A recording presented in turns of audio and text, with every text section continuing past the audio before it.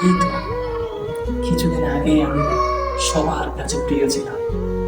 কি করে অপ্রিয় হয়ে গেলাম জানেন? হঠাৎ করে আমার জীবনে একটি ভালোবাসা আসে। তারপর আস্তে আস্তে আমার মন মানসিকতা পাল্টে যায়। দিনের পর দিন তার সাথে কথা বলতে হয়, রাতের পর রাত।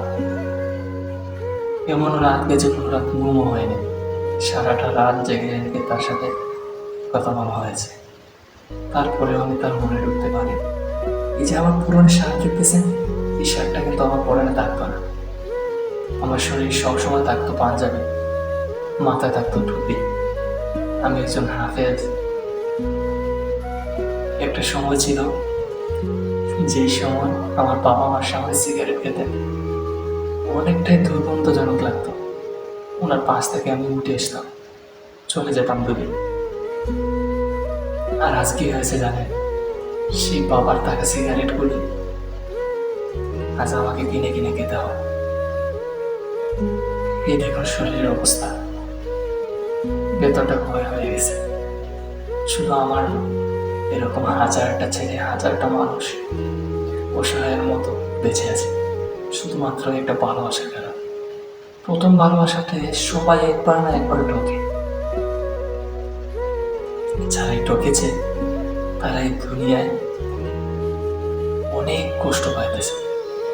তারা ভাবতেছে যদি আমি মরে যাই তাহলে হয়তো একটু কষ্ট কমবে, এরকম আমিও ভাবি।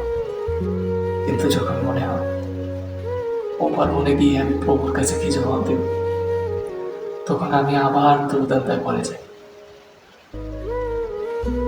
আজকে আমার এই কথাগুলো বলার কারণ, যারা আমার শ্রদ্ধাভাজন বড় ভাই অথবা ছোট ভাই এখানে রিলেশনে লিপ্ত হন,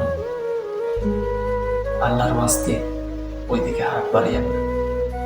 হয়তো জীবনটা অনেক অনেক কষ্টে বানিয়ে ফেলবে, লাইফটাকে ধ্বংস করে ফেলবে। যেমন আমার জীবনটা নষ্ট হয়েছে। আমি আমার মা বাবার কাছে সব থেকে প্রিয় ছিলাম, এখন সব থেকে অপ্রিয় হয়ে গেল। তার জন্য আজও অপেক্ষা করি, কিন্তু সে আসে না। জানি আসবেও না, অপেক্ষা করি কেন? কারণ তাকে আমি প্রচন্ড ভালোবেসে ফেলেছি। আর ওই ভালোবাসা আমার তার কাছে নিম্নতম যোগ্য হয়ে অবশেষে আপনি উঠবে। তাই ভালোবাসা